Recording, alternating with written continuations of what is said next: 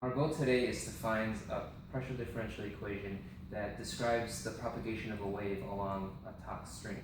So before we actually have a mathematical derivation, we need to make some assumptions about our string and about our system. So assumptions.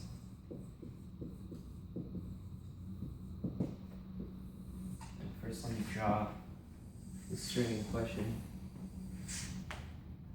And let's say it's propagating in this direction.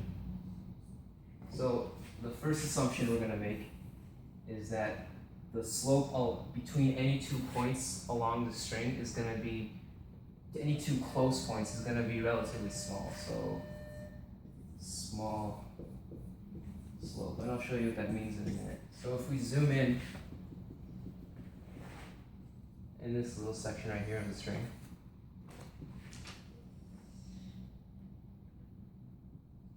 this segment should be relatively flat, and that's going to be an approximation. And then that's going to help us later on when we have to make a small angle approximation with this angle that I label theta right here. So the small slope assumption has 2 consequences. The first is we can make the small angle approximation later on.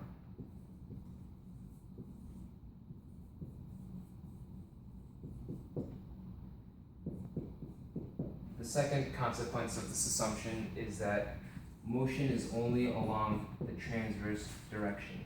So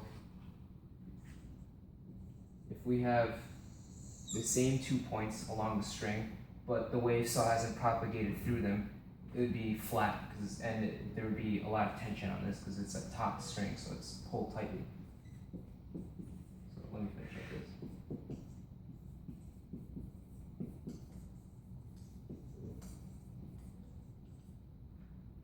So we can prove this by, let's just call the distance between A and B in the unperturbed state, let's just call it dx. So this is the total distance between A and B. Now, in the perturbed state, we're going to calculate what this total distance is, just to check that the motion is indeed only transverse. So the total distance is going to be, if we call this like the longitudinal component dx and the transverse component dy, then the total distance between A and B is just going to be about this triangle. So it's going to be dx squared. It's going to be the hypotenuse of this triangle. So it's going to be dx squared plus dy squared, and the square root of that. Now we can rewrite what this hypotenuse is. We can just pull out a dx out of the square root.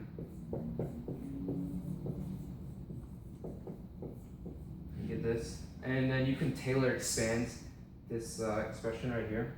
And when you Taylor expand it and keep the first 2 terms, you're going to get, I believe this, 1/2. It's going to be dy dx squared, like that.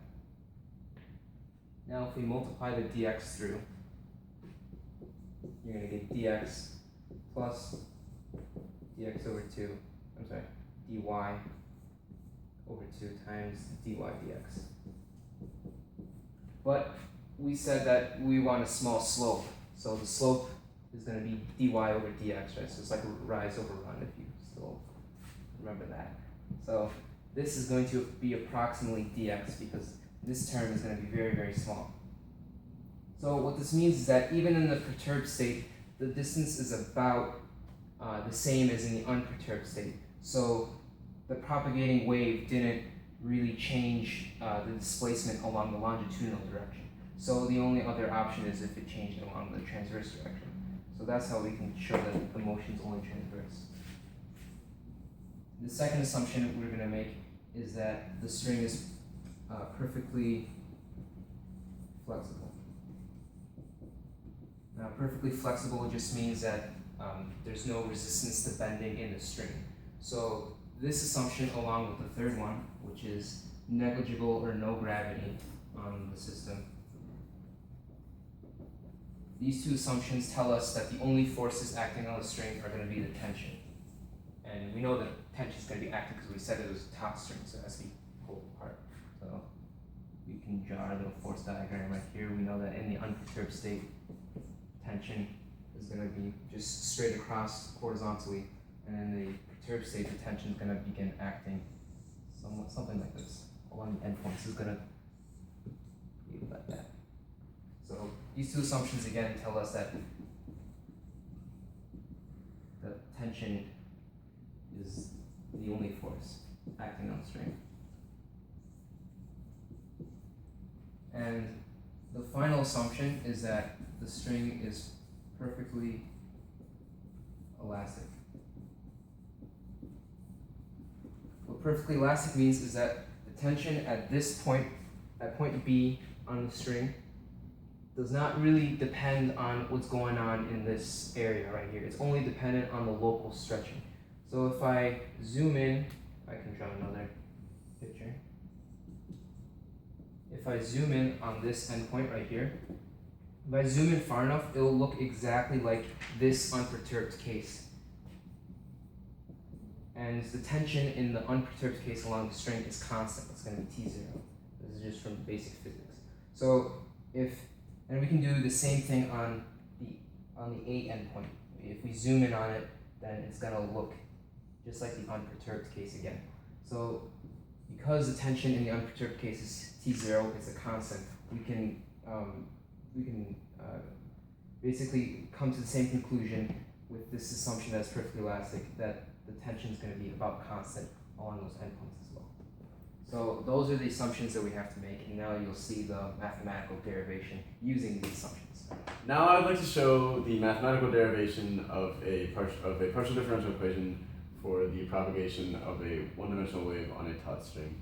As you just showed before, there are assumptions we made, and I'll reference back to those assumptions as I'm going through the mathematical procedure. So in the beginning, I'd like to use Aegis' assumption that we can disregard motion in the horizontal or longitudinal direction. So to start, I'm going to use the differential equation used most commonly in classical physics. I'm going to start with Newton's law, except only in the y direction. And to keep our partial differential equation concise, I'm going to also define our variable u to be y as a function of position horizontally on the string and time. And that will come up easy, so it'll make our mathematical derivation a little bit easier and simpler to follow. So next I'm going to write these in terms of the derivatives that make these up. So obviously the mass we can just write as some mass density distribution as a function of position times a length, which will give us units of mass. And then the acceleration is only dependent on time since there's no change in x. So we can define that as just the second derivative of u, which is just y. So it's just the second derivative of motion in the y direction with respect to time, which is an acceleration. And then for the forces, what we can do is, I'll draw a diagram first to show the forces. If we look at the string like this, we can define these 2 points in the string first as x here, and then x plus delta x. And we can define these tangential tensions with angles here. So these are the tensions acting on the edges of the string. And like you just said, we can consider these tensions to be constant since that we have a perfectly elastic string, so we can consider that in local stretching is the only thing that affects tension, so they can be constant, like they are in the unperturbed state. So then we can write these forces as the tension at x plus delta x t times sine of theta at x plus delta x t minus t x t sine theta x t. And then we can also write in some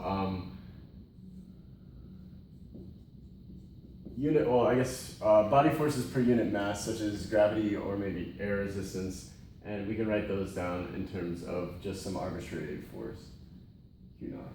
And then, but that'll also be times delta x. And then, so what we're going to do next is we're going to divide this delta x over here and then take a limit so we can get a derivative. So if we divide it over, we can have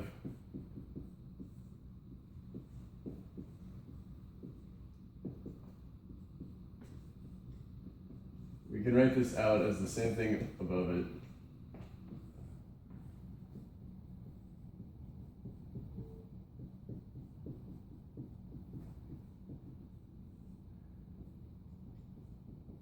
we can actually, before we get to this step, I can use an assumption that Idris made before, that we said there's no gravity, and if we were assuming gravity was the only body force, we can just say Q goes to 0 since gravity is negligible compared to the tensile forces on the edge of the string. So if we take this to 0, you're just left with this. The tensile forces is the only forces acting on that part of the string.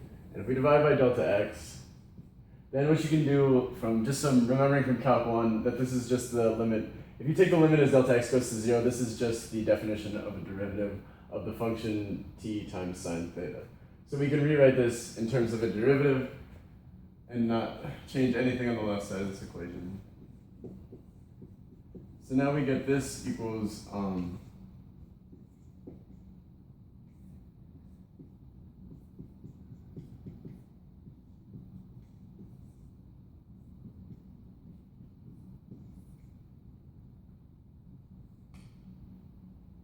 and then we can use some assumptions again here. Notably that you just pointed out that the tension at every point is going to be a constant. So this will become a constant T naught, and we can pull that out of the derivative just by the rules that derivatives are linear operators. And then we could also look at this sine term here and use another approximation from before where we know that dy dx, or the slope of the string, is going to equal tangent of theta. And then from Idris's assumptions before, we know that the slope is small, so that's the angle, it's a small angle approximation. And we can use a Taylor series approximation with just the first term to say that tangent is approximately equal to theta, and we know that theta is also approximately equal to sine theta. So just taking that first term from the Taylor series expansion and the small angle approximation, we can say that dy dx is approximately equal to sine theta. And we see the sine theta in here, and we can just replace it with this dy dx.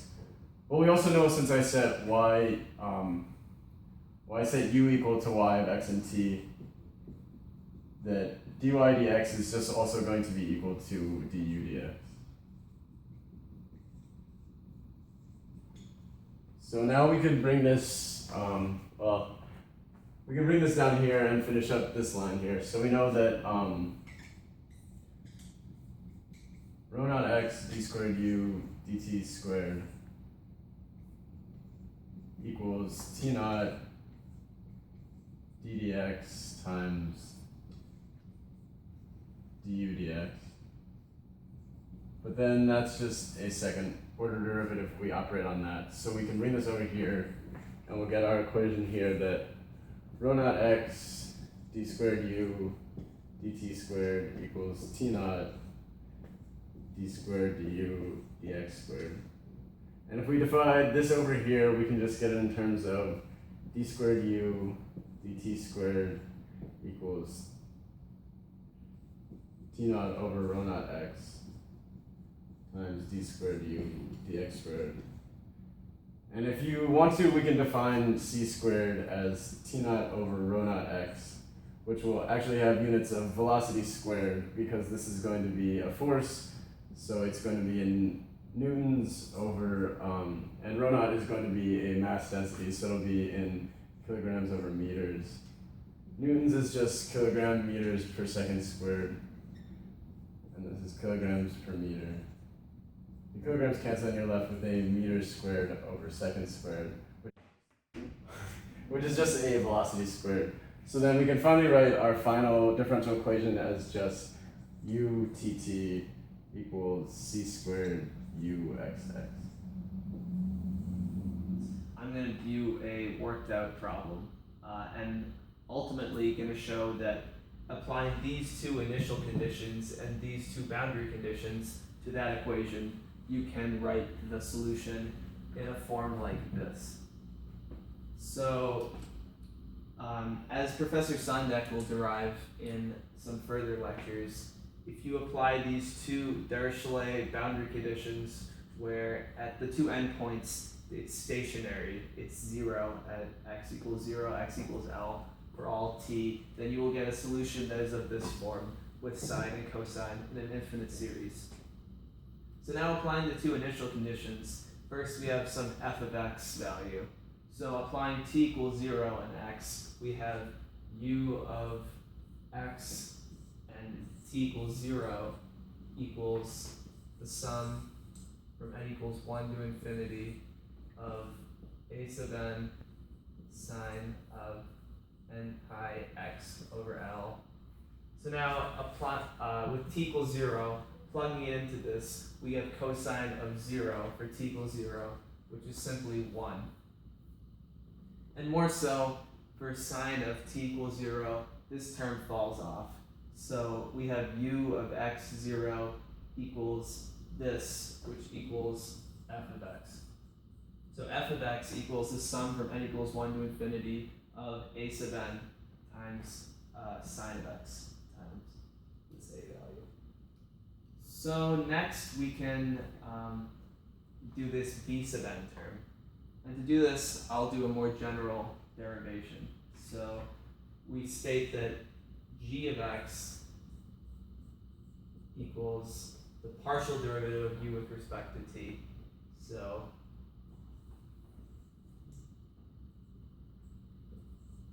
we have a sub n sine of n pi x over L.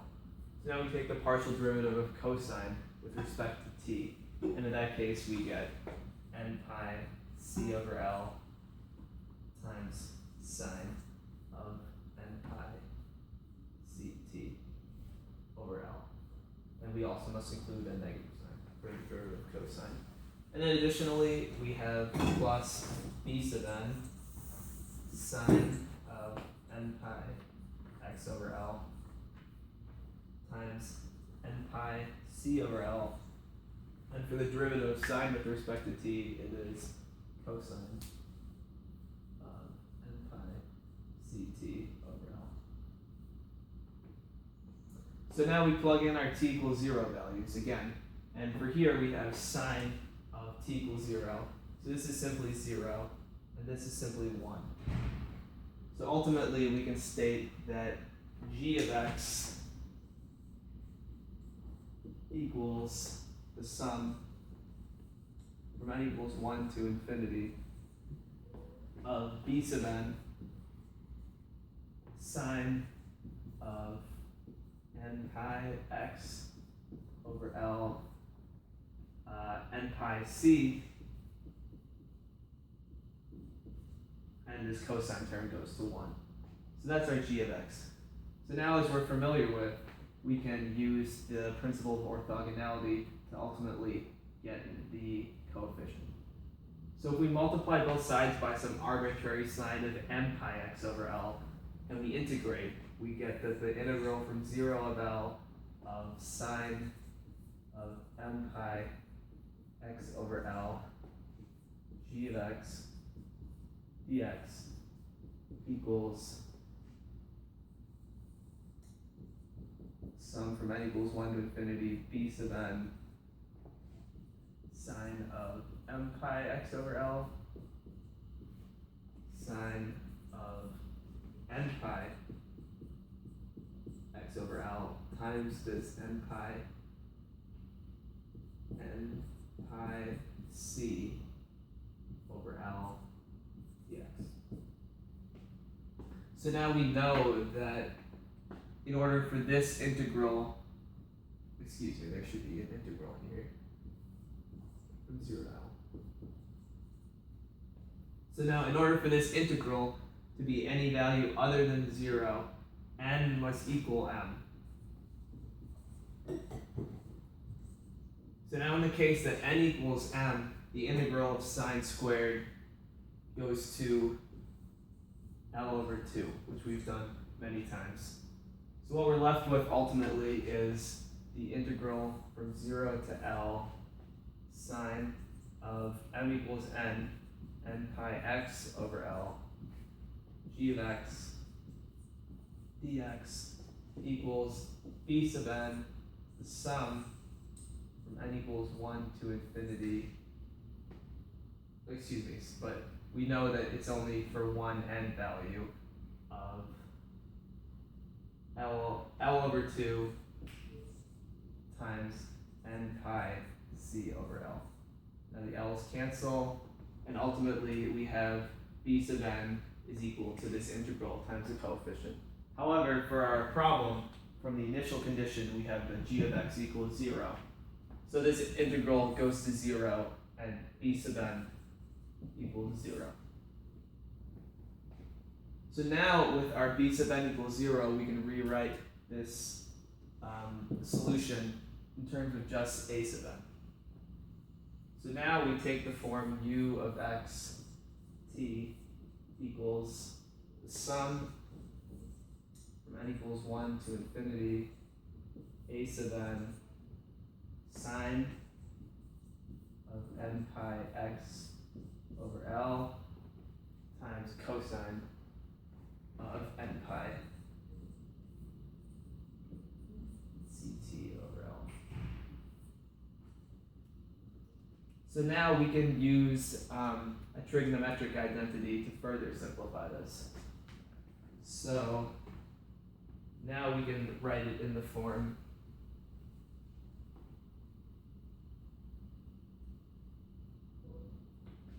u of x equals, well, excuse me. So now we know that from the trigonometric identity, sine of A cosine of B equals 1/2 sine of A plus B plus sine of A minus B. So now we can take this sine and cosine, and we have our A and our B values here. So now this is equivalent to the sum from n equals 1 to infinity of a sub n times this 1/2 we have here. And now we can add our a plus b and our a minus b, which takes the form sine of n pi over L x plus ct plus sine of n pi over L x minus ct in its infinite series. But as we recall, we derived our f of x terms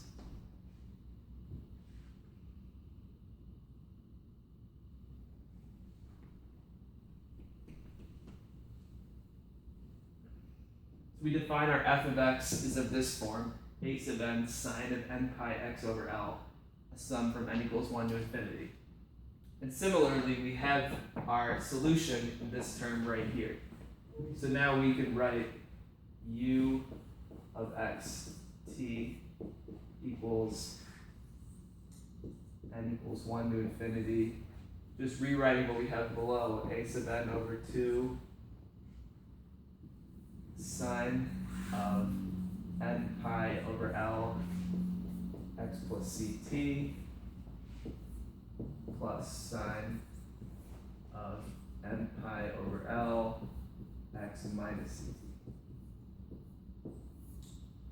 So again, we have our f of x, which we define as this very similar series.